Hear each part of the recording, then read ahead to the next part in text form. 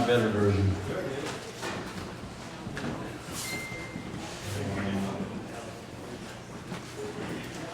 Several of you have been asking about books.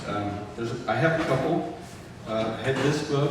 If you go to the schedule and go all the way to the bottom, it says David Fischer's Teachings.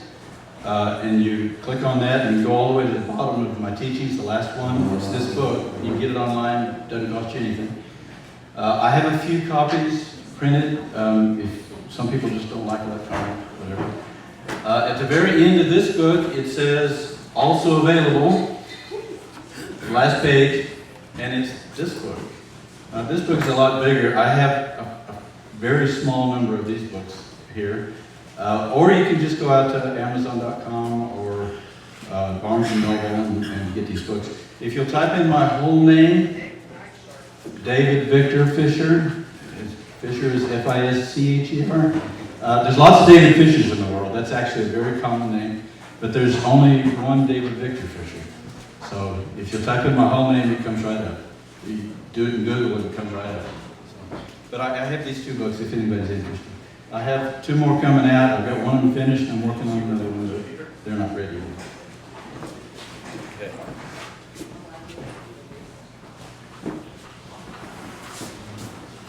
Yeah, I'm going to tilt this down just a little. Okay. I have a long presentation today, and I don't have enough time, so I'm going to go real quick through the first few slides. Ready? Who is Yeshua? That's a tough question, and that's what people have been arguing about for 2,000 years. I'm going to give you what I think the answer is, and I'm going to show you why I think that. I'm going to show you where in Scripture it says that. You can come to your own conclusions. It's okay for us to disagree. That's all right. A big chunk of that, though, is going to turn out to be Nephilim. And I thank Dennis so much for getting everything ready for me last night. I'm going to take his stuff and I'm going to kind of just breeze through it because he went through it in so much more depth than I am. And I'm going to add a little bit to it. Okay. But to start, I want to go through this again. Now everybody said, oh, well, we know what time is. People get all confused, and if you don't use Bible time, you get all confused in prophecy. The main thing is the bottom line there. We went through all this yesterday, but I wanted to just hit the bottom line again. You see, I added an arrow. You see the arrow? He said, this is where Yeshua was. So we have, that's the wrong thing. There it is. We have the time of the patriarchs from Adam to Abraham. We have the times of the children of Abraham, or the two houses of Israel if you prefer. The time of the Jews, from Abraham to the destruction of the temple. It's not to Yeshua. Everybody likes to stop at Yeshua, and I really understand why, but it's actually the destruction of the temple. Because the Jewish system actually kept going until 70 AD. It didn't stop when Yeshua died. The sacrifices didn't stop, they kept going. There are a lot of bad things that happened. The scarlet thread never turned white. The high priest, it says, would go in every year and he'd die in the holy place. Whether or not that's true, I don't know. It's not actually in the Scriptures. It might be true. But the system kept going until 70 AD when the Romans came and shut it all down. And it has never started again. So this is the time of Jesus calls it the time of the Gentiles. That started in 70 AD. And remember, I'm going in increments of 40 Jubilees. So 70 AD to my date, 2030.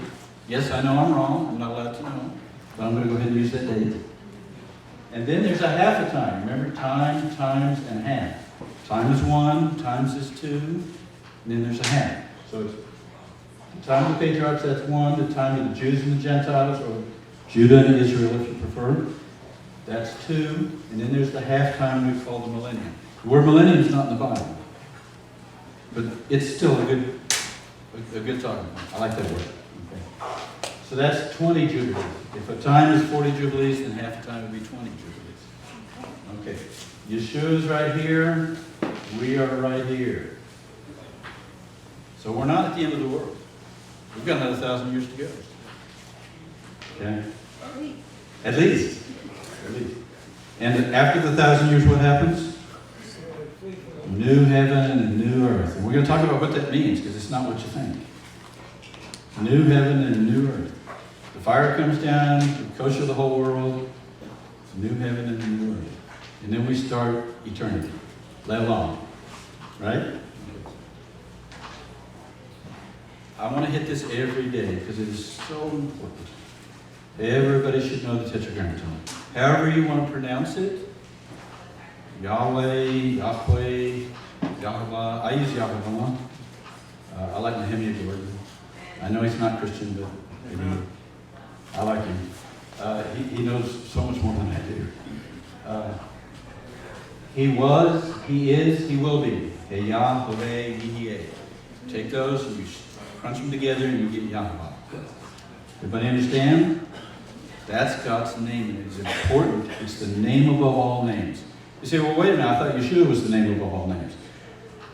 Actually, we don't even know his real name.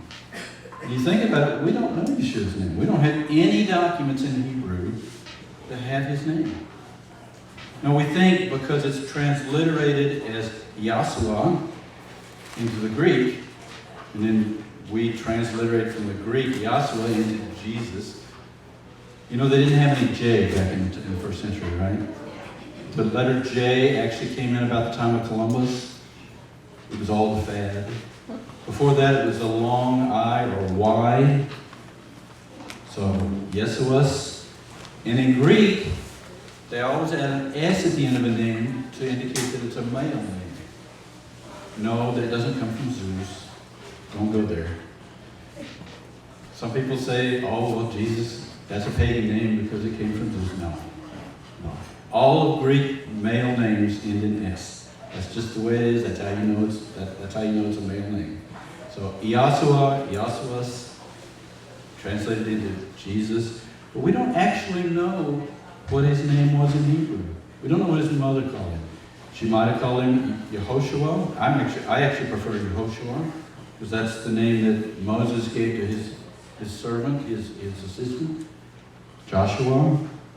Actually, I named my first son Joshua. Maybe we call him Yeshi. It's a short name. We call it Hypercharisticon, a short name, a nickname. Could even be Hosea. Hosea means salvation, because the angel said he will save his people. That's called a Hebrew word garden. Could even be Isaiah. I prefer Yehoshua, but we don't really know. But that's not the name above all names, is it?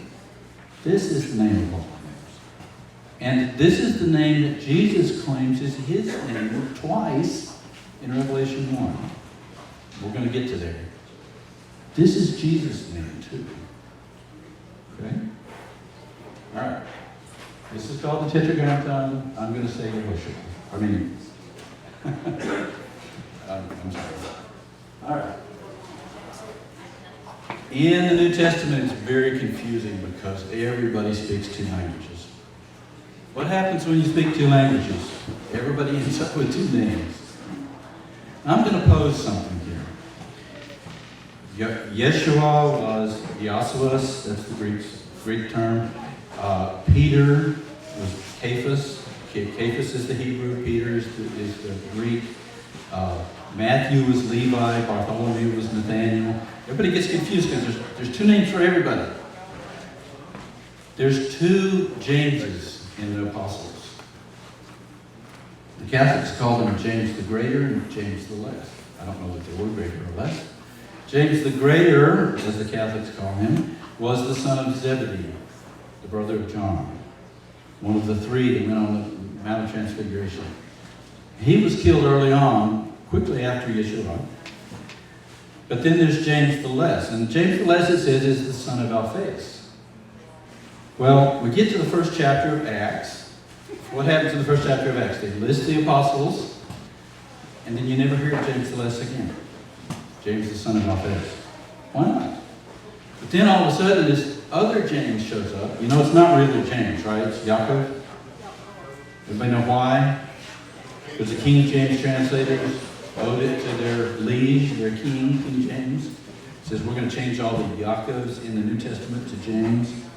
I'll go ahead and use James, but everybody knows it's Yaakov, right? But there's this extra Yaakov who says, I'm the brother of Jesus. Well, where did he come from? Why wasn't he one of the disciples? Well, I'm going to guess that he was one of the disciples. What if Joseph, Jesus' earthly father, that was his Hebrew name. What if his Greek name was Alphaeus? Is that possible? That means that James the last, the son of Alphaeus, was actually the brother of Yeshua. Oh, well, that gets rid of one of the extra Jameses.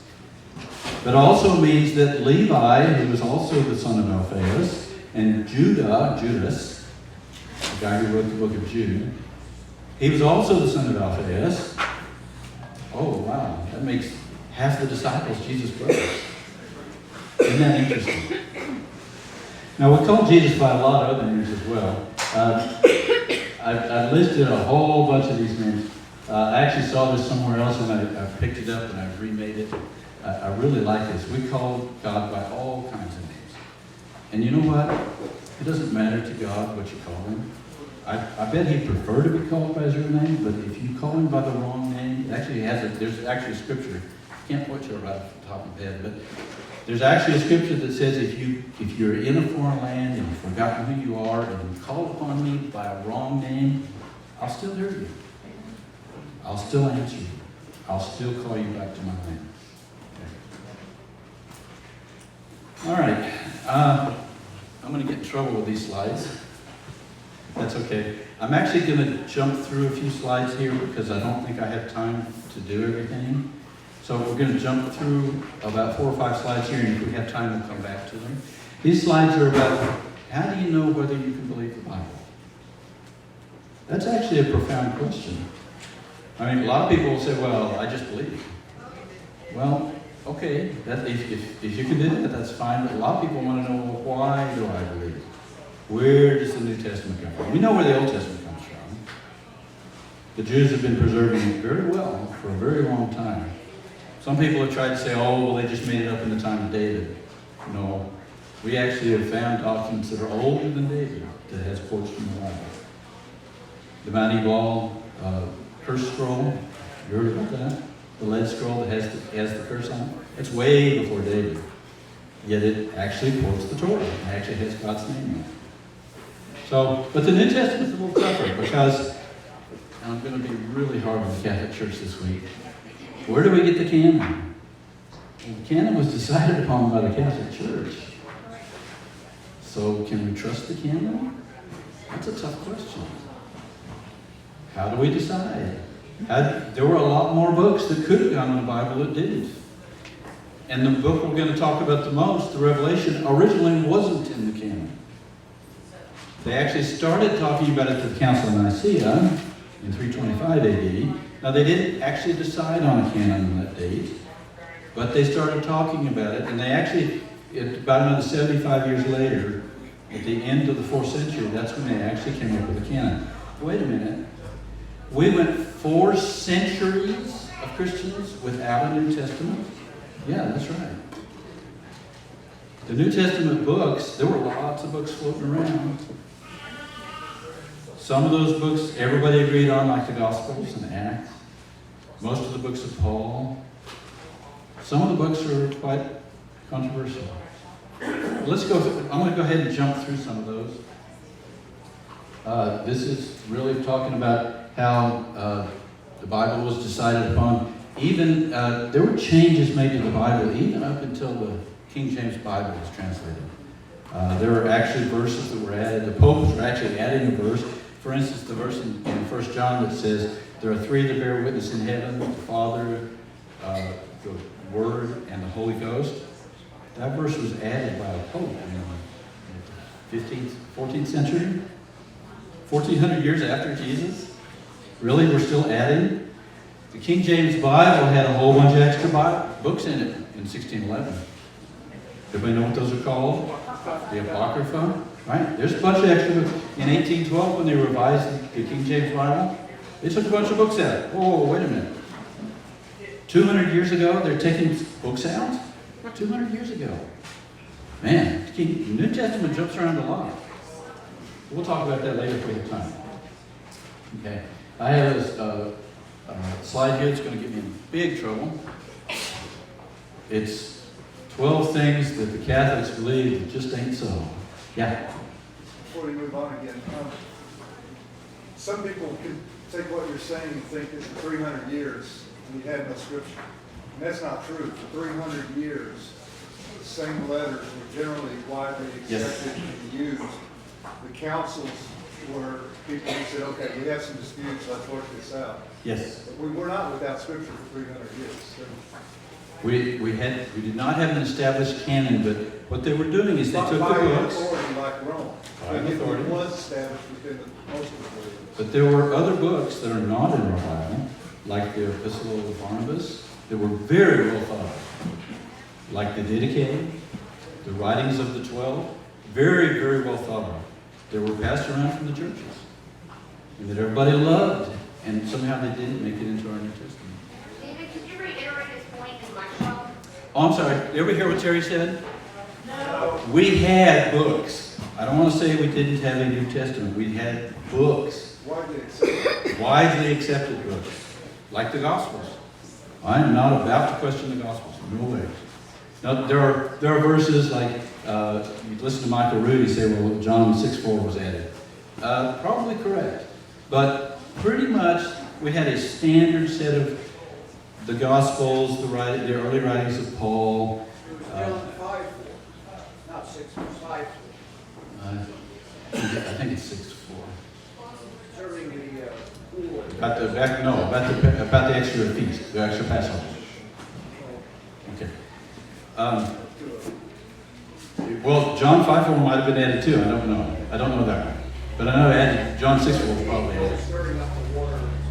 So these slides are all about how can we decide what we can believe.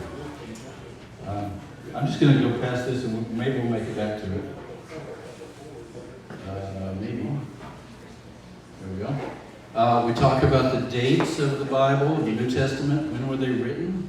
Seminaries will teach you that most of the books of the New Testament were written at the end of the first century or even into the second century. I'm going to say that's wrong. All of the books of the New Testament, with maybe one exception, were all written before the destruction of the temple. And the main reason I'm going to say that is because these were all written by Jews, except for the book of Hebrews. Hebrews was written to Hebrews from Rome, not written by the Jews. But every book was written by a Jew. Yet the most traumatic event that ever occurred to the Jews, the destruction of the temple, the killing of over 1 million Jews, which is a very big portion of their population at the time, and not one mention in any book.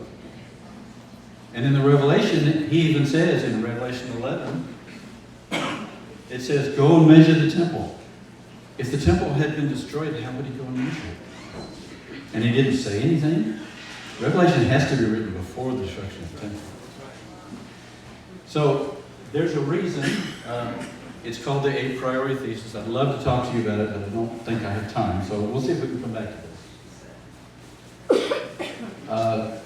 You can internally, if you just use the dates, use the writings themselves, you can internally date the books of the Bible. We talk about this in we passages. In Acts, we have a traveling companion of Acts, which we think his name was Luke. We're not really sure what his name was, but he was a traveling companion of Acts. In Acts, traveling companion of Paul, and he says we some of the times, and he says they some of the times. Well, when he says we, he's kind of writing a diary. And so if he's writing a diary, that means it must be written while he's doing this, while Paul is traveling. He travels to Philippi, and Paul leaves Luke, if that's his name, behind, and he comes back to Philippi, and we pick up on the we's again, and he goes back to Jerusalem, where he meets all the first-hand witnesses of the Gospels. That's how he can write the Gospel of Luke. And then he ends up going to Rome, and we spend 2 years in Rome. Okay, this is all still well before the destruction of the temple in 70 AD. We're thinking this is like 62, 63 AD. So the book of Acts can be internally dated to the 50s and the 60s, right? And the book of Luke was written before the book of Acts. It says so in the very first verse in both books. So the book of Luke must have been written in the early 50s, maybe even early 40s. Not a century later, in the 50s and 40s. And Luke, in the very first book, says, other people have written about the Gospels before me. That must be Matthew and Mark. Now, there might have been another source. We call that source Q. Maybe, maybe not. But even if there wasn't, Matthew, Mark, and Luke, we call those the similar Gospels, the synoptic Gospels, because they're so similar, they obviously copied from each other. John is completely different. We have no way of dating John. John didn't use any of the other books as source material. And I think John's the man. I mean, for me, John is the primary author of the New Testament. He wrote John, he wrote the 1st, 2nd, 3rd John, he wrote Revelation. Yes. Some people say, well, it was a different John who wrote Revelation. No. Same John, the beloved disciple. Okay. So anyway, the books of the New Testament can be dated internally to themselves. Is everybody with me? Okay. Let me go on, because I'm trying to get through this quick. Kind of the same thing. I wanted to point out this one. Originally, the books did not have chapters and verses. They were letters. Somebody actually wrote the letters. Okay, does everybody know that? They weren't divided into chapters and divided into verses.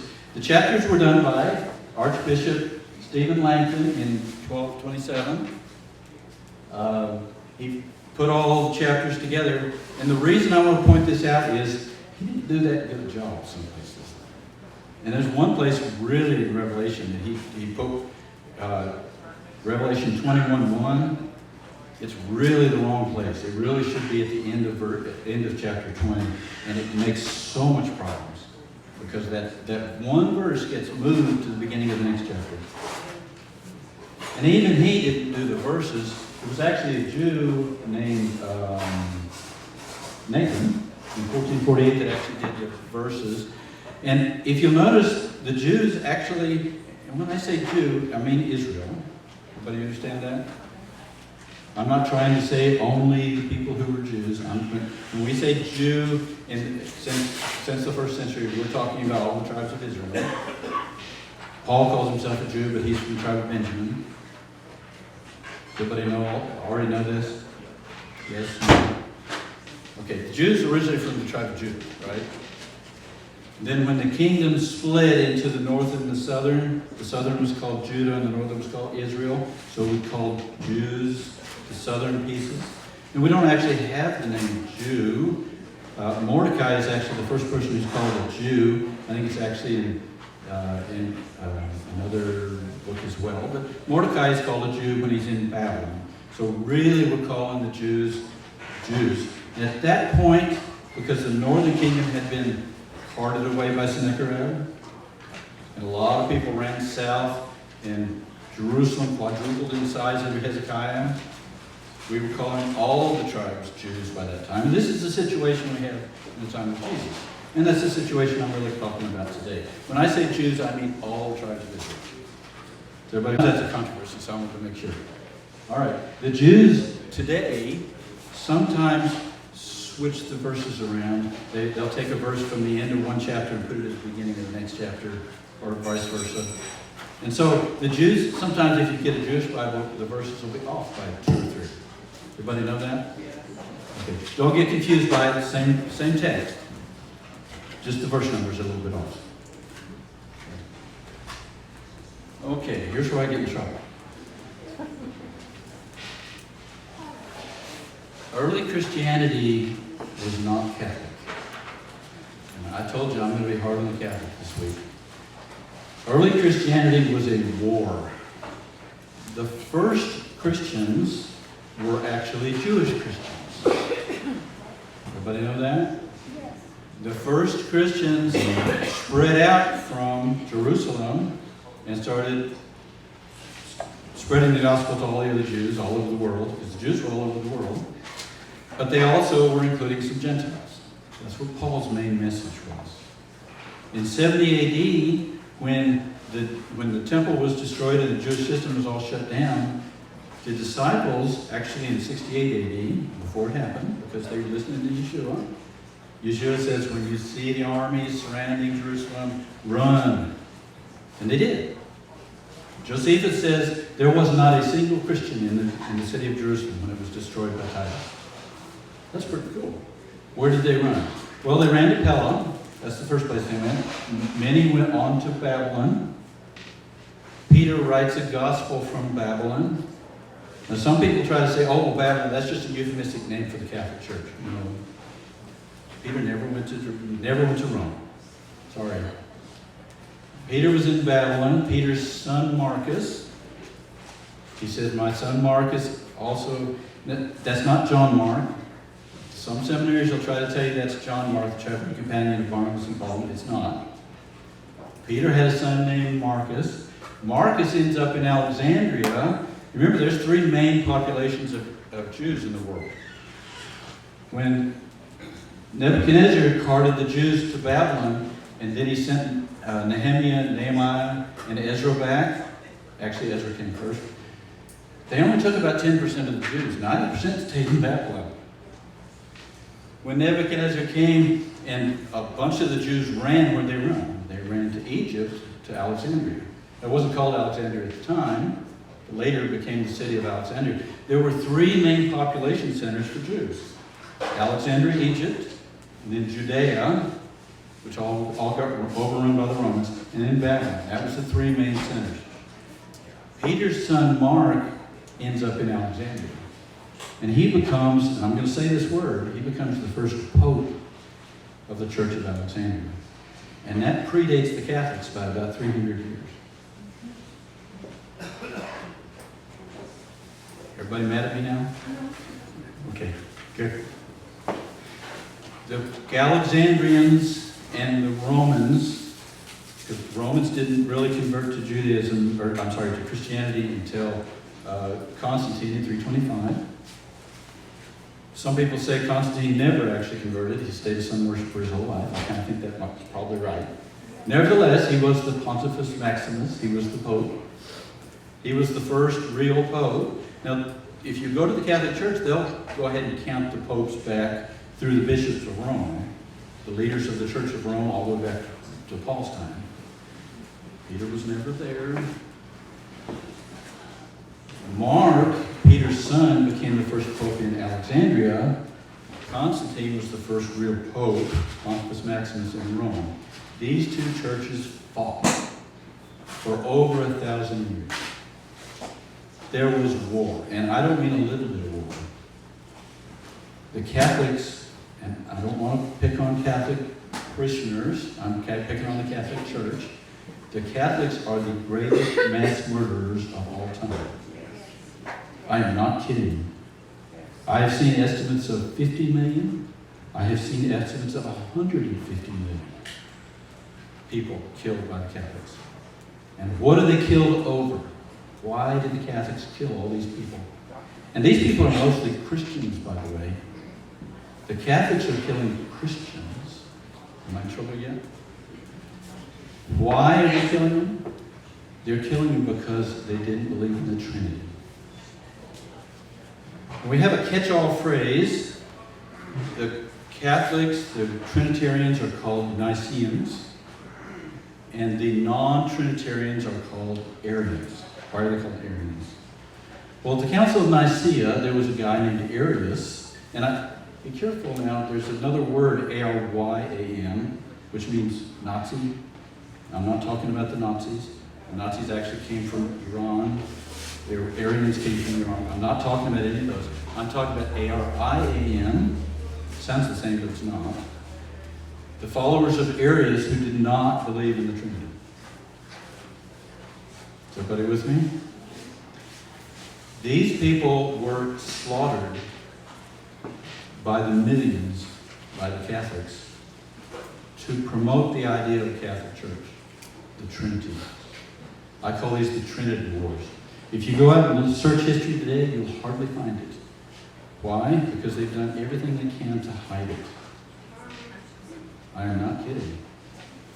No, what will happen is you'll see a whole list of wars. Go Google the wars of the Catholic Church. And they'll give you a whole series of wars. But they're all the same war. They're all about the same thing. What happened is that the Catholics had this idea of a Trinity. Now, where did they get it? The Trinity is actually an ancient idea in paganism. The Canaanites had a Trinity. It's 3 brothers, Baal, Dagon, and Hadid. The idea was that their main god, El Elyon, created the world. It was Canaanite religion. He created the world, and he went away, and he left his sons to run the world. Everybody knows who Baal is, right? And Dagon's actually in the Bible too. The third one is kind of obscure in the Bible. But they're not the only ones. There's actually a trimurti, a trinity in India. It's a statue, one god, with 3 faces. Shiva and Brahma and Vishnu or something like that. I'm not real big on Indian religions.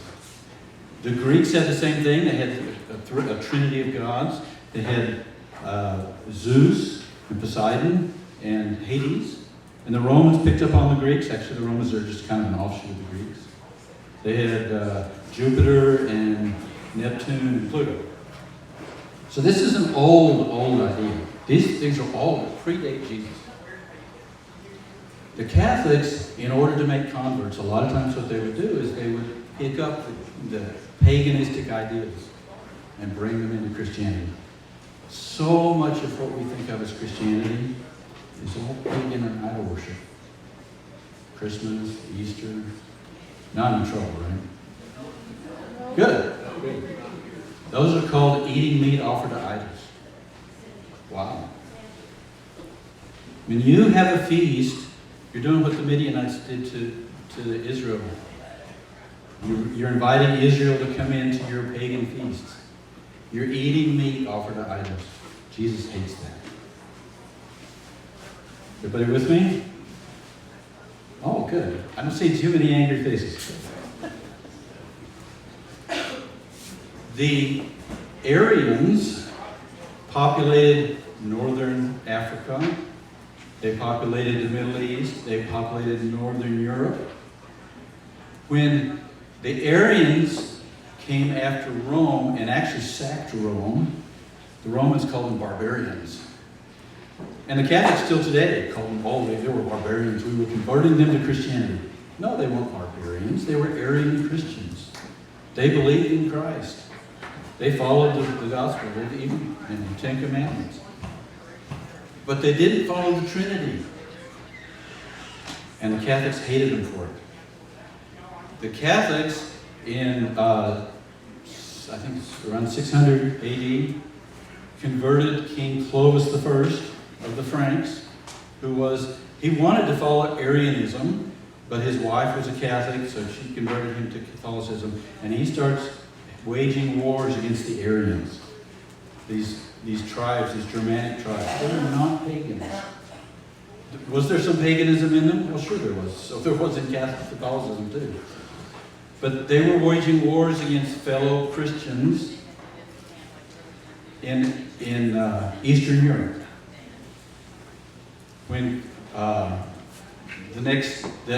beginning of the Holy Roman Empire, Charles the Great, or we call him Charlemagne, was converted to Catholicism, and he started waging wars until he conquered all of Europe for the Holy Roman Empire. Now, the Holy Roman Empire was neither holy nor Roman. Yeah. Explain what the Trinity means as far as the Catholic view. Well, the Catholic believes that there are 3 equal gods, and the 3 are one. I'm not really sure that even makes any sense, but that's kind of what they believe. There are 3 persons, but I'm not saying that any of those 3 are wrong. There is a Father, there is a Son, there is a Holy Ghost, but they are not a Trinity. I'm going to jump ahead a little bit. The life of our life is in our blood, right? It says 7 times in the Bible, the life is in the blood. Everybody agree with that? That's animal life. Okay? We're going to find out that Adam was not an animal. Adam was an angelic-like being. I'm not going to say he's an angel. He's angelic-like. Jesus says when we are in heaven, we will be like the angels. Adam didn't have any blood. Oh, did I say that? What was Adam's life? I'm jumping ahead a little bit. Adam's life was in the breath. How do you say Holy Spirit in Hebrew? Ruach Kodesh. Kodesh means holy. What does Ruach mean? It does not mean spirit. It means breath. It means wind. The holy breath. That's what God breathed into Adam. Breath is not a person. A holy breath is like God's blood. It's the life force that flows through the Father and through the Son. But he was made out of the dust of the He earth. was. He was. Absolutely. Just dirt bags. Yes. I'm gonna jump ahead. These are the Romans. This is what I've been talking about the Catholics converted to Franks. And we'll talk about that some more. I'll get right back to the Holy Spirit. Just give me just a second. What's a woman? Can anybody tell me? These days, that's a tough question, right? I'm going to make this real easy. Women are XX and men are XY. I mean, how hard is that? Ketanji Jackson, is that her name? She actually admitted this. They asked her in her confirmation here, she says, well, what is a woman? He said, well, I don't know, I'm not a biologist. Oh, so you're admitting it's biological. Oh, is that what you did? Oh, I like that. Okay. What's the difference between man and woman? Now, I need to talk about just a little bit of genetics, okay? Not too much, just a little bit. We are made of DNA. DNA is like a ladder. It kind of twists around each other. It's actually two strands that twist around and connect through the twist. Each one is called a base pair. There are 3 billion base pairs in humans. Okay. Other species, other animals, other plants have a different number of base pairs. For a human, we have about 3 billion base pairs. That's enough to go to the moon. If you string it all out in a line, 6,000 times. It's really scrunched up. Okay? It's not a single line. Our DNA is broken up into 46 chromosomes. Does everybody know this already? Am I preaching to the choir? 46 chromosomes, they come in 23 pairs. And this is important because one of the pairs is the sex chromosome. If everybody has a pair of sex chromosomes, if you have an X chromosome, we just call it that, and a Y chromosome, and they actually, when they're bunched up, they actually do kind of look like an X and a Y. If you have an X and a Y, then you are male. When you pass your DNA to your wife, the mother of your child, you pass one of those, actually you pass one from each pair, so you pass 23 to your wife, and she supplies 23, one from each pair, in the egg, and they join to get the full 46.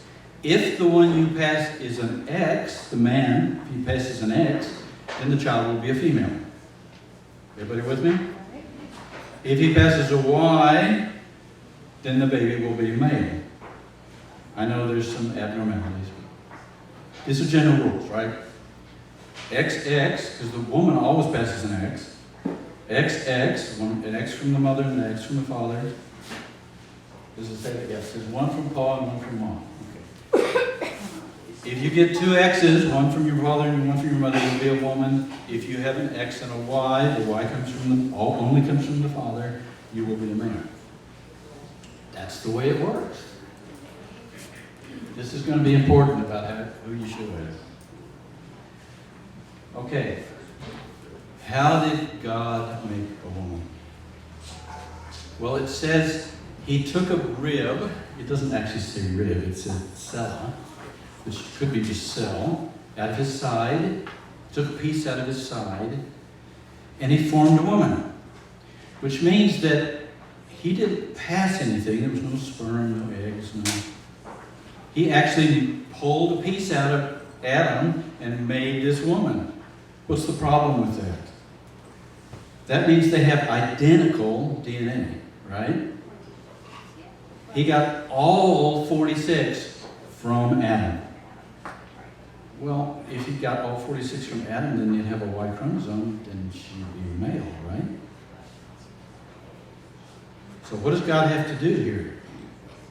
God has to pull out the Y chromosome. Now, he might have replaced it with another Y chromosome from another cell or something, I don't know. But Adam and Eve are identical twins, right? They have exactly the same DNA, except God had to pull out that Y chromosome. Now, what did he do with it? Yeah. Well, I was just thinking, maybe he didn't actually pull out the Y chromosome, but he added something to it to make it an X. I don't know enough about biology to even know if that's possible. He had to pull, but it's real easy for him to just go get another X from another chromosome, from another cell. Okay. Now, God's perfectly capable of making a new X. It doesn't actually say how he did it, but that's, from biology, that's what we understand. That he would have to pull the Y chromosome out, right? Everybody with me? Right. Okay. So Adam and Eve were identical twins. That means they're actually brother and sister, right? Genetically. Genetically, they're brother and sister. And eventually, after the fall, they end up having children, and their children marry their sister, and the sons marry the daughters. And actually, that happens all the way through the flood, all the way into Abraham married his sister, his half-sister, right? It wasn't until God gave the Torah to Moses that we said, okay, that's not permissible anymore. And I think that's probably because we accumulate genetic problems.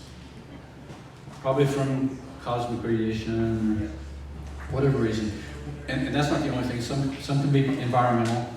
But we accumulate problems so that by the time of Moses, we had accumulated enough problems that if you marry your sister, you can actually reinforce bad genes. So we don't do that anymore. But it wasn't wrong for Jacob, or for Abram to marry Sarah, his sister. It wasn't wrong for Jacob to marry his cousins. That law hadn't been given. There's also a law against marrying two sisters. Back then, they still had multiple wives and all that. I'm not going to get into that. But it does say if you do marry a woman, don't also marry her sister in her lifetime. So if she dies, you can marry the sister. And that actually happened quite frequently. That happened in America quite often. That was very common. The idea was that the sister would be more likely to be loving to the children because they're her sister's children. Okay, that was a very common idea in early America. Okay, you ever watch The Patriot? That's what he does. The Patriot. Okay, so we have Eve came out of Adam. Eve is identical to Adam, except for that Y chromosome. We've got this Y chromosome. We're going to set it aside for now. Okay. So where did Eve come from? We already talked about that. Boy, you can hardly see that. What happened at the fall? See, the problem here is that God said, when you eat that fruit, you're going to die. He didn't say you're going to die 930 years later. He said you're going to die that day. Now, I don't want to get into this. A day is 1,000 years. He died that day. He died when he ate that fruit. What did God do? Adam was this angelic being. You want to know what Adam was like before the fall? Why? How do we tell that? Adam, if you want to know what Adam was like before the fall, why did Jesus come? To restore what Adam lost? You look at Jesus after the resurrection. Jesus came to restore what Adam lost. So Adam before the fall was like Jesus after the resurrection. What was Jesus like after the resurrection? Well, you could still touch him, couldn't you? And he Still ate. ate, He still ate. He could still breathe. He breathed on him and said, receive you the Holy didn't breath. have blood. He didn't have any blood. He had holes in there. Didn't seem to bother him, though, did it? He could appear and disappear. Yeah. He could walk through walls. He could fly. That's what we're going to be like. That's pretty cool, huh? He could disguise himself. He was walking with his aunt and his uncle on the way to Emmaus. You know, that's his aunt and his uncle, right? What? The two disciples on the way to Emmaus, that's his aunt and his uncle. And they were his aunt and his uncle, and they didn't recognize him. You notice it gives the name of one of them as Cleopas. Cleopas was married to Mary's sister Mary's, right? Mary, Jesus' mother's name was really Miriam, right? And she had a sister named Maria. For some reason, the King James translators translate both of those into Mary. But Maria's husband is named Cleopas. And Cleopas was one of the men on the way to Emmaus. And then they stop and they go into the house, and the other disciple comes in the house with them. Who's going to live in the house with Cleopas? Well, his wife, of course. Why doesn't he give a name? Well, because it quite often doesn't give names for women. It's just the way it is. Anyway, he was able to disguise himself on the way to Emmaus, and they didn't recognize him. He's their nephew. They grew up with him, and he didn't recognize him. So we'll be able to disguise ourselves. Jesus says, which of you, by taking thought, can add a cubit to your height? If you can't do that which is least, why do you worry about the rest? Well, wait a minute. I can take thought and add a cubit to my height, and Jesus calls that least? Oh, cool. When we get our resurrected bodies, we're going to be able to add a cubit to our height just by taking thought. That's going to be pretty cool. This is what Adam was like before the fall. When he ate that fruit, let me go down a little rabbit trail here. Let me ask you a question. If Eve had eaten the fruit and gave it to Adam, and Adam said, oh, no way. God said no. Would that have covered Eve? Would that have covered her sin? She sinned. Now, God didn't tell Eve not to eat the fruit. He told Adam, and Adam told Eve. Now, actually, they didn't call him Eve until after the fall. But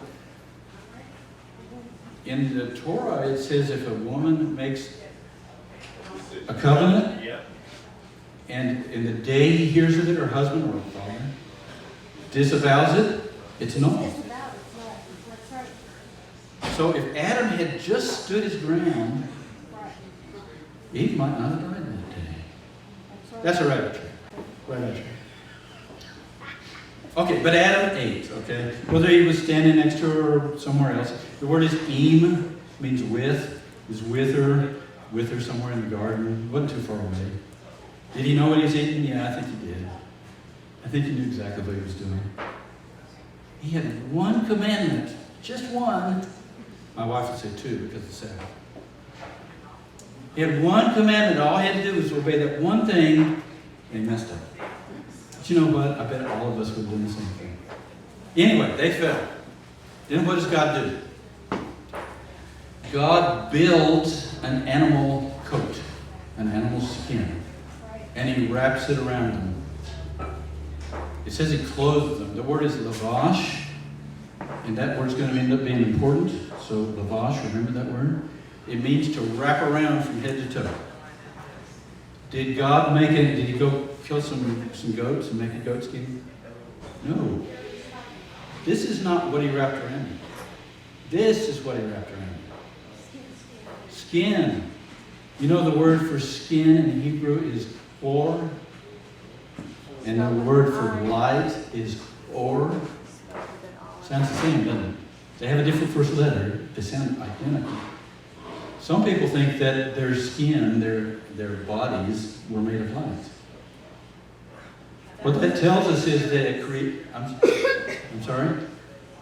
I think you're hearing him talking. Okay. Some people say that their skin was light. What it appears is that they used the elements of creation to build their bodies. The dust of the earth.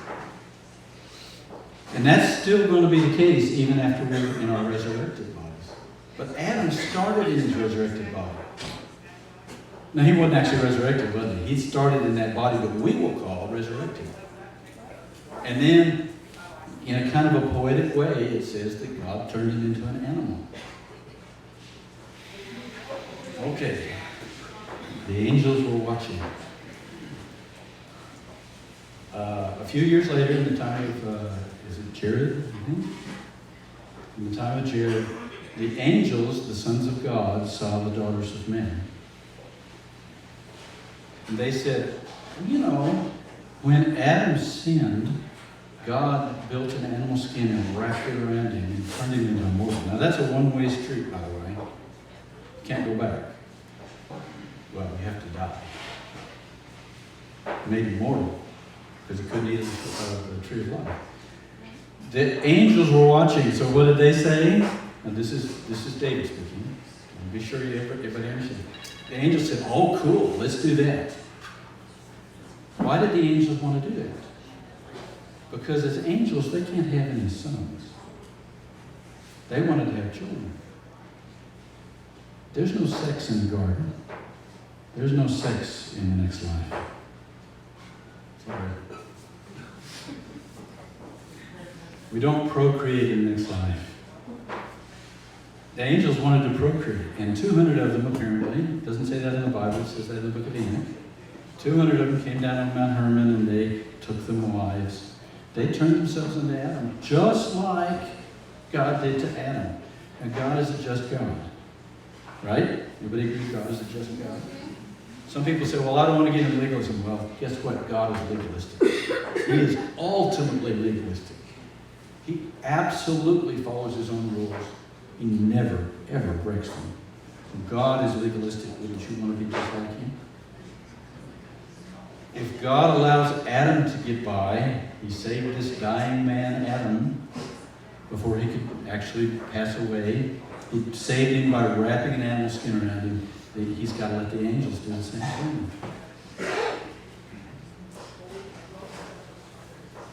These were called the Watchers. Now that word is actually in Daniel, one place, but you see it a ton in the book of Enoch. Okay. Now, I'm not saying the book of Enoch is the Bible, it's not. It's an extra book. I'm not even sure that it was written back then, I really doubt it. There's actually 3 books of Enoch. I kind of like the first one, I don't like the second and third one at all. But it talks about these angels coming down. They mate with women and they have sons. What do we call sons? Nephilim. The Nephilim, or sometimes it's called, they translate it as giants, filled the earth. What does it say about Noah? Thank you so much, Dennis. You were exactly right. It says he's perfect in his generations. It doesn't mean he's perfect. Tamim means he was clean. He didn't have any angel DNA in him. Why is this a problem? If the angels corrupt all flesh, and that's what it's called when the angels mate with humans, it's called corruption. If the angels are corrupting all flesh, then they're making man not acceptable for Yeshua to be born. Yeshua can't be born of a Nephilim. Yeshua has to be clean. Why did God send the flood? Because the world was overrun by Nephilim. And only, I can't say only Noah's family, but maybe only Noah's family. Certainly God, now that doesn't mean that Noah wasn't also just. He was. He was absolutely a just and righteous man. But he was also clean. That's why God took Noah. Noah probably married his sister, so she was clean too. They probably had 6 children, 3 boys and 3 girls, and they married their sisters. That's what they did back then. This is before all the corruption in our DNA, so that was perfectly acceptable back then, up until Moses. They got on the ark. So there's 8 of them get on the ark. Okay, there's a problem here. Ham goes in after the flood and sees his father's nakedness. What does that mean? Anybody know what that means? He doesn't just see him naked. It doesn't mean he had homosexual sex with him. If you look at Leviticus, it says, don't go into your father's wife because it is your father's nakedness.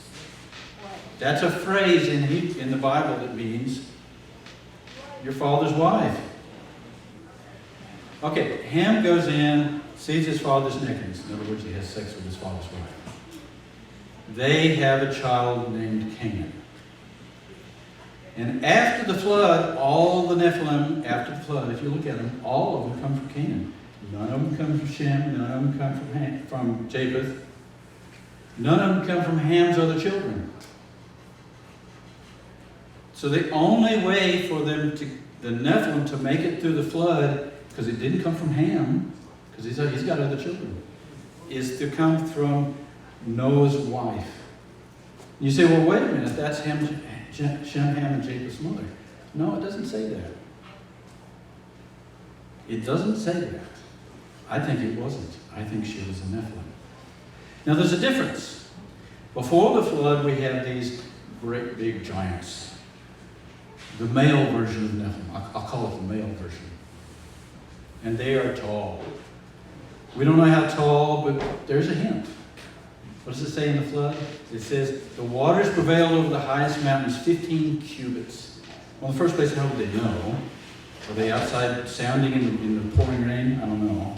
But somehow they know. Why does it tell us that? Why 15 cubits? That's about 25 feet. The cubit's actually a little longer than a foot and a half. It's about 20 and a half inches. That's about 25 feet tall. Why in the world would they tell us that? I think that's a clue. That's how tall the Nephilim were. So what God is telling us is none of those pre-flood Nephilim made it through. So all we have left is Noah's wife. And I say Noah's wife because there's no other way through.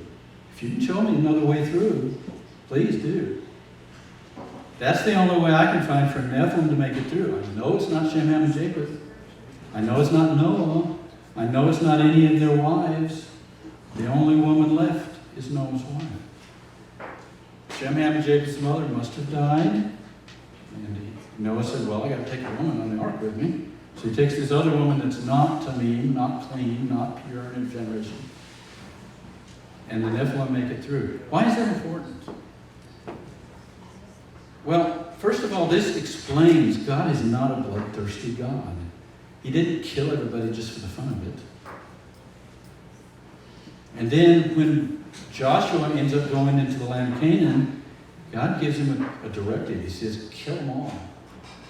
Man, woman, child, everybody. Don't leave any of them alive. All the Canaanites. Kill them all. Why would he say that? He's trying to eradicate this Nephilim DNA. It made it through the flood in a smaller version. You know, Goliath, Anak. Goliath had 4 brothers. Og, son of Bashan. These are all Nephilim. They're all Canaanites. The Canaanites are all Nephilim.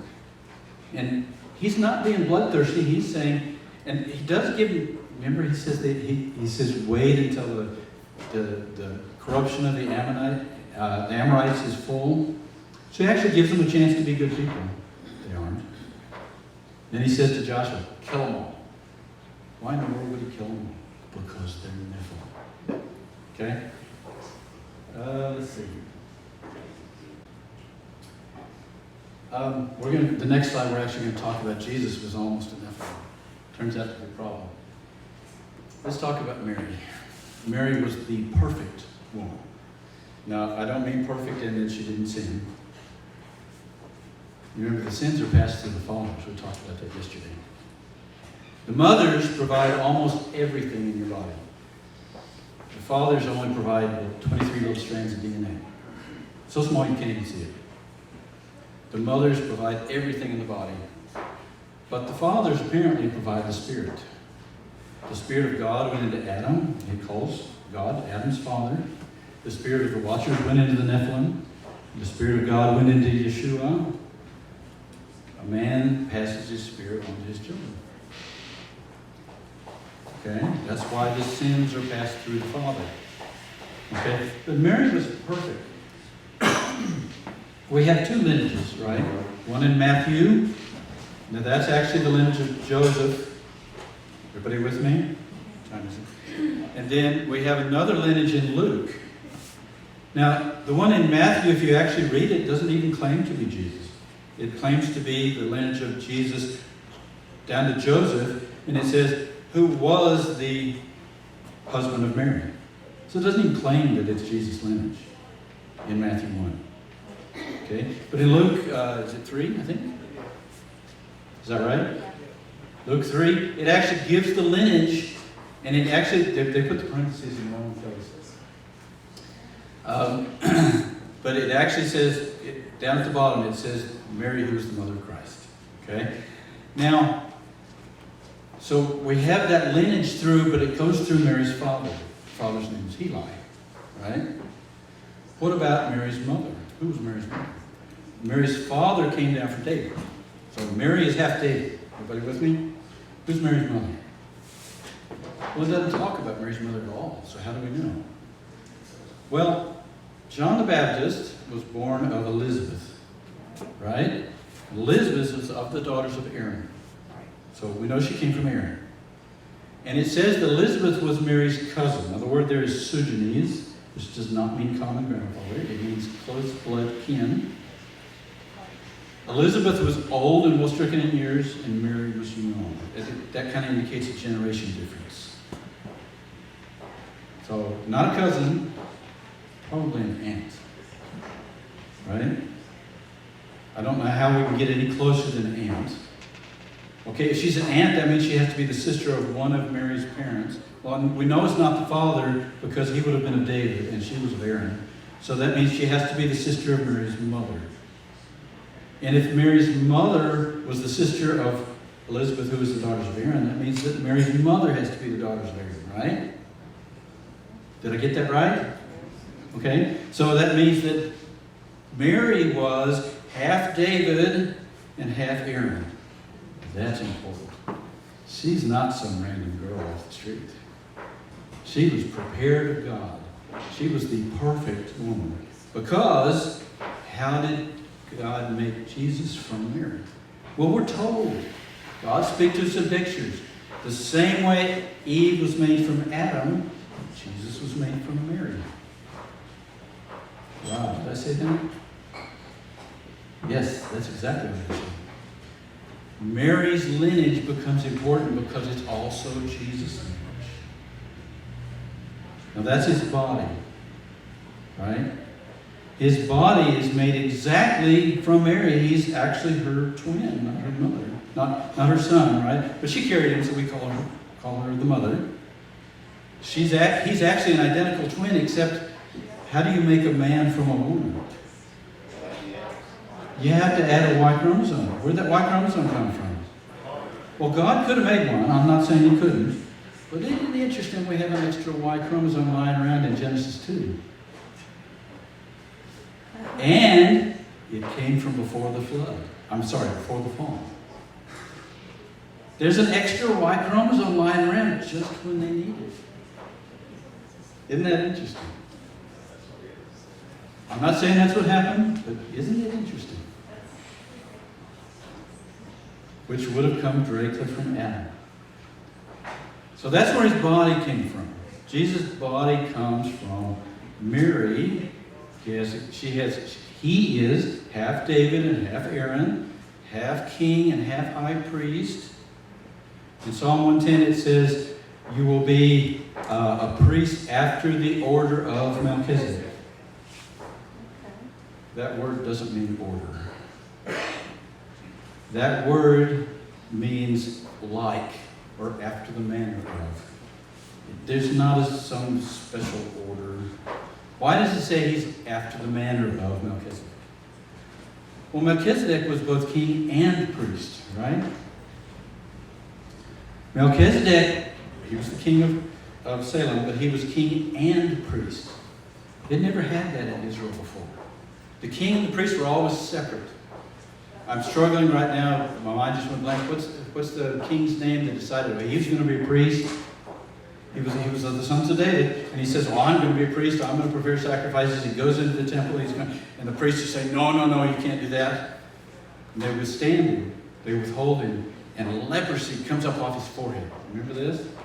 Remember this story? He tried to be a king and priest like Yeshua, like Melchizedek. I'm sorry. Josiah? Uzziah. Okay. Uzziah. Okay. Thank you. I wasn't sure what his name was. Didn't remember. They tried to be king and priest. Didn't work. God says, Now we get down to Yeshua, and he actually is king and priest. He's after the line of David, and he's also after the line of Aaron. What are the two promises that God makes? He says to David, you will never lack a man to sit on the throne. That's Yeshua. And he says to Aaron through Phineas, you will never lack a man to stand before me. Yeshua is king and priest by lineage. He doesn't have to pick it up or get adopted or anything like that. He is. But where did his spirit come from? Psalm 110 says, the Lord said to my Lord, sit at my right hand until I make your enemies your footstool. That word there is, I just went blank.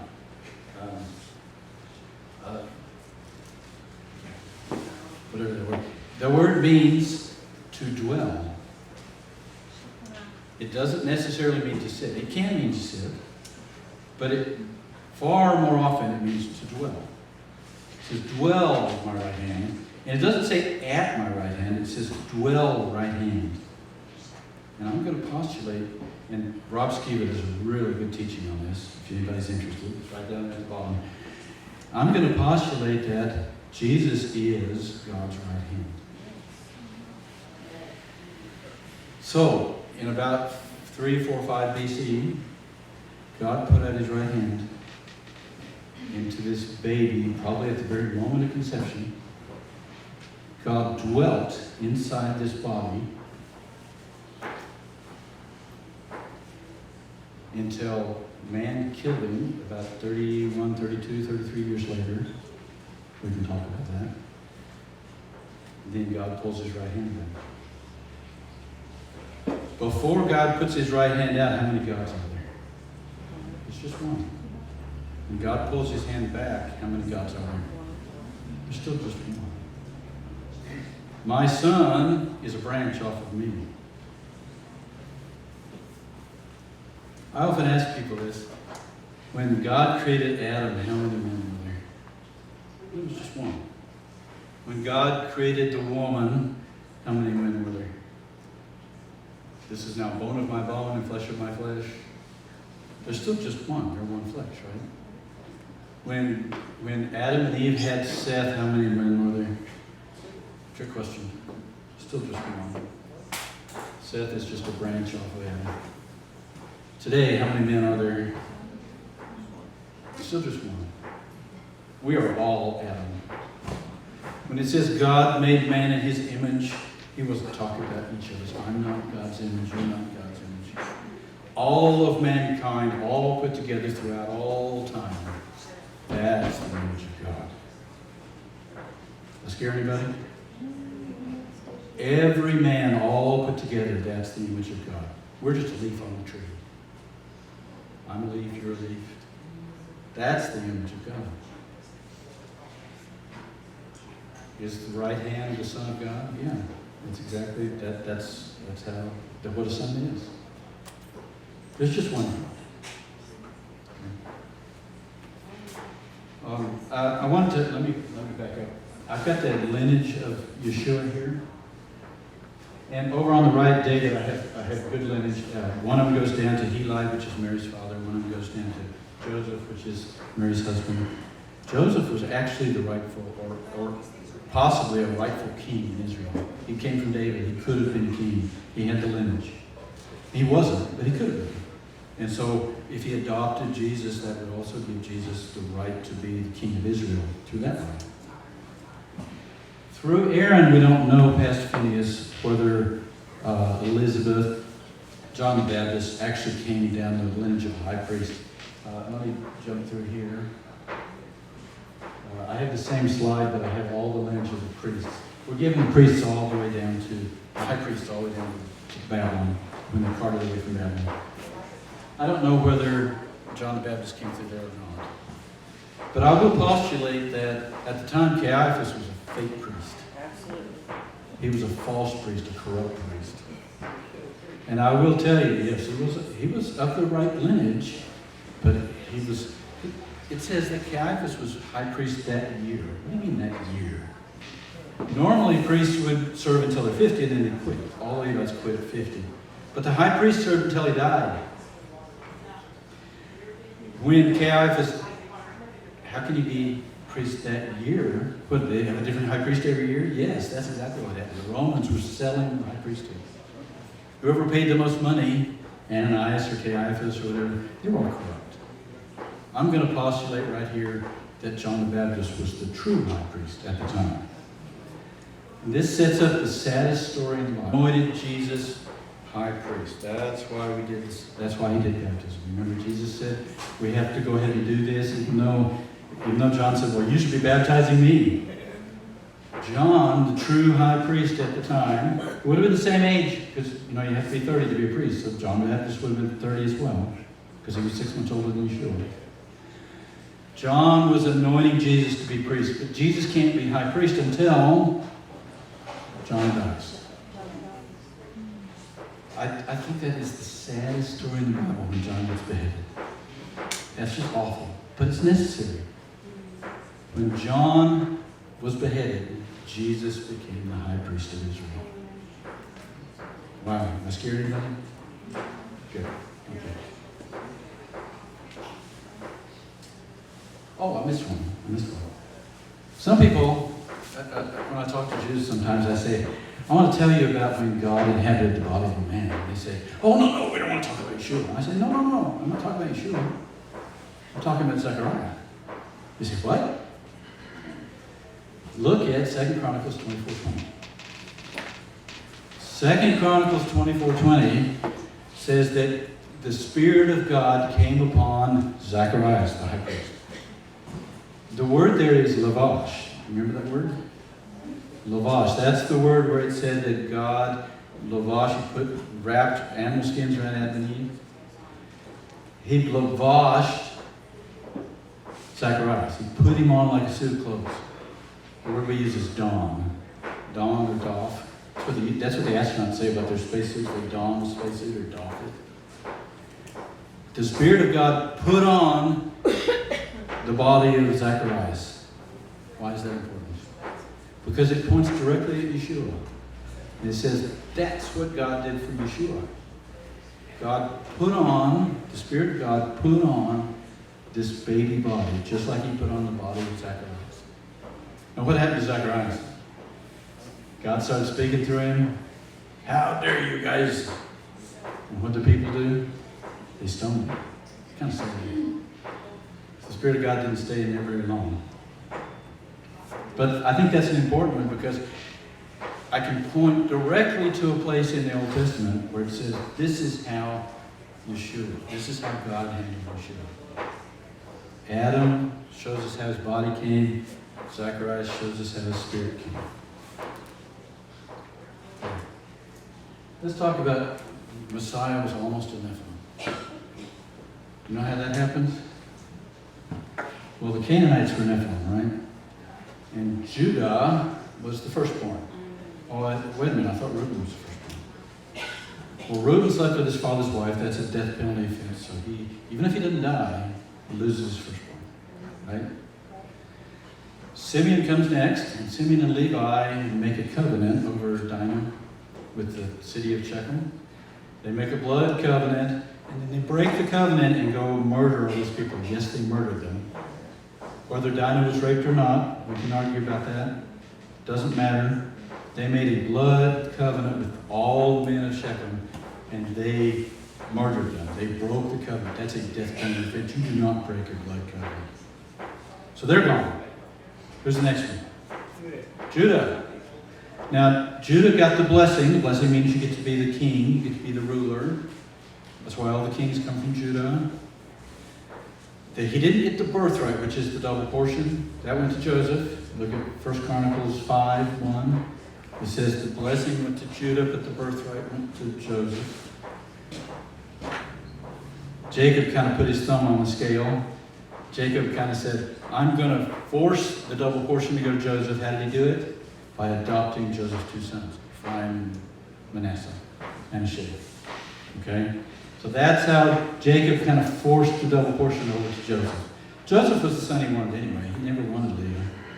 Leah was kind of a misunderstood woman. I kind of feel for her. She had like, what, 8 children, 7 sons and a daughter. Man, you'd think for Jacob. And then when Rachel dies, that's his main wife. I feel so sorry for her. But Jacob really did treat her kind of badly. It's kind of sad. Judah, the oldest, the son of Leah, who did he marry? He married a Canaanite woman. What are the Canaanites? They're Nephilim. How's God going to get around this? If God has Yeshua come through Judah with his Canaanite woman, then he'll have Nephilim corruption in him. So what does he do? Well, he has these 3 sons. 2 of them grow up. The other one, Tamar, Shelah is still young. The oldest, marries a woman named Tamar. Okay. Now, it says specifically that Judah's wife is a Canaanite. It doesn't say that about Tamar. So if it's going to say it about Judah's wife, it's going to say it about Tamar if it was true. So Tamar is not a Canaanite. Okay? God kills because he's a bad guy. We don't know exactly what he does, but he's not a good guy. He's Canaan, right? He's half Canaan. So we invoked the Levirate marriage. The Yavad marriage. Invoked the Yavad marriage. This is even before Moses, so somehow they knew the Torah even before that. It's a good indication. The next son goes in, Onan. The next son goes in, he's Onan, and he spills his seed on the ground. God says, no good. Kills him. So if he had a son, that would have been Judah's firstborn now. And so Yeshua would have had to come from that Canaanite. That's a problem. So God kills Onan, and Tamar's too young. Everybody knows the story. Tamar goes home to live with her father, to wait for Shelah to get old enough.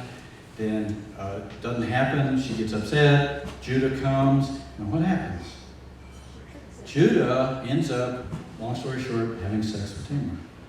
He thinks he's a prophet, a temple prostitute.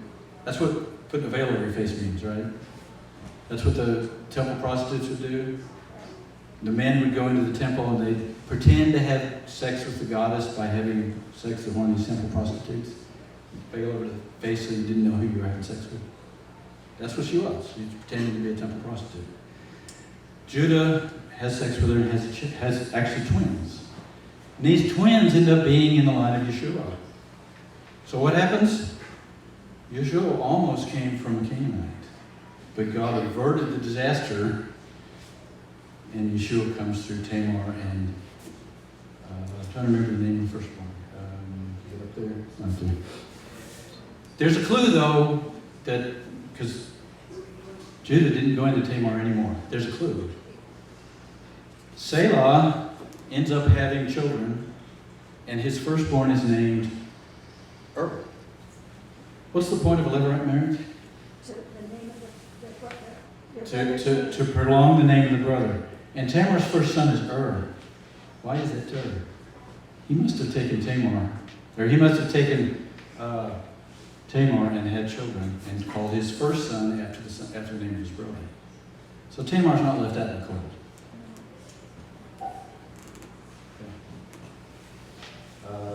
I just told the story. Phares and Zerah, there's the twins. This is a bunch of verses that talk about Yeshua being the right hand of God. I also think Yeshua is known by another name in the Old Testament, the angel of God. Whenever I see the angel of God, the angel of the Lord, I think, oh, that's Yeshua. Now, we didn't call him Yeshua, did we? He's not called Yeshua until the New Testament. But it's still the same guy. Same thing. Whenever God needs a body, does God have a right hand? Does God have a foot? Does God have a head? He does when he needs one. He's a spirit. He can make them out of his creation. He can build them out of the dust of the earth. Whenever in the Old Testament Yeshua needs to show up as the angel of the Lord and do whatever he needs to do, maybe he's visiting Abraham in his tent and having dinner. He does. And he makes a body for himself out of the dust of the earth, out of the creation. that's what we'll be doing. Okay. I'm not going to go through this because I'm running out of time here. Still being in the right hand of God. God inhabits the body of a man. I tried to kind of put the hand of God into the body of a baby and didn't do a very good job. Maybe you understand. Okay. This is the end. I want to end in this. Yes. I was gonna ask you, concerning that Y chromosome. Uh-huh. Adam, did you want to mention about, that's why Yeshua maybe called the second Adam, Son, last time. last Adam, I'm sorry. Yes. And why is he called Son of Man? Because he's actually, literally, he has the Y chromosome of man. He's called the Son of Man. Is that enough for today? Everybody good? Everybody starting to get hungry? Thank you. I'm sorry I ran a little over, but are there any questions? This is probably the most controversial talk I'll do. Yes? No, I actually would enjoy hearing your insights. I've enjoyed your book. It's very challenging, so I recommend that. I don't agree with everything, but That's okay. no, but it makes me think. That's okay. It makes me think. You have a lot of great points that I haven't considered. Yeah, that's like the Y chromosome. Did the Y chromosome come through? Well, I don't know. But it's there. Just a couple of points. One, I mentioned that Rome killed millions of people for the Trinity. I just think, like today, we have a lot of people dying in the name of religion. Leaders use it for political and monetary Absolutely. power. And I think Rome did the same thing. People didn't die only because of their belief. They wouldn't bow to the Pope or the king or whatnot. That's why people were burned. The tribulations were awful. Another thing I wanted to mention on the tradition, the ancient traditions, Mhm. having like a Trinity figure. Whenever we're in a class with scholars, like Jewish scholars and such, they like to talk about the Essenes and how Jesus or John the Baptist probably studied with them because, and then if you get a word in, I like to mention that, well, actually, he wrote the book that the Essenes are studying. You know, it's a different paradigm, a different perspective. And the same thing with the ancients and their God men, so to speak. Yes, but is that where Christianity got the idea, or they got the idea from the Creator at the beginning? There was a plan, and they know what's coming, and they're trying to emulate it. It's a different paradigm. Let me, to answer your question, I want to jump ahead to what we're going to hit later in the week. The Trinity is actually, or the anti-Trinity doctrine is actually mentioned in Revelation. You remember in the church of, there's Ephesus, Smyrna, and Pergamos. In Pergamos, there's this guy named Antipas. And the Antipas is his faithful martyr. Well, what does Antipas mean? Antipas is not a person. Antipas is a doctrine, and Antipas means like the Father. That's actually what the word means. Okay? And if you look at Arius' teachings, the Arian teachings, the non-Trinitarian teachings, they say that Jesus is like the Father. Antipas is Arius. It's the same thing. And he's actually saying that the Nicaeans, in the time of the Church of Pergamos, kill Antipas, kill the doctrine of like the Father in favor of the Trinity. It actually says that. I'm kind of going, whoa. Antipas was my faithful martyr who was Yes. Yes. where Satan dwelt. Yes. Oh, is that in Rome? I'm not going to be nice to the Catholics. Anything else? Yes. Pentecost actually means against everything. I'm sorry? It means against everything on Pentecost. Anti or anta means like, and pos is a Latin word that means father. Well, that's not there. Look it up in Strong's Concordance. Yeah, well, I know both Greek and Latin. Okay. It means everything. But pater means father. Yes. Yeah, how about the Aaronic blessing? The Aaronic blessing, you want to say it? Yeah, that would bless and keep these apart. That would make his face shine upon these different be gracious, and the grace came by Yeshua. Mhm. It stretched into the Father. Mhm. Now we look up to the counterpoint and give you peace. The Holy Spirit is what comes down. So everybody know the Aaronic blessing? That's the Trinity right there. Yabarakaka Yahava Veishmareka, Yair Yahava Panavaleka, Yikaneka, Isai Yaspa Panavaleka, Besem Lakashalom. Holy Spirit is the truth. May the Lord bless and keep you. May the Lord make his face to shine upon you and be gracious to you. May the Lord lift up his countenance upon you and give you peace. Okay. Anything else? Thank you all for sticking with me. Tomorrow we're going to talk about the body, the bride, and the son. The 3 steps in the Christian walk.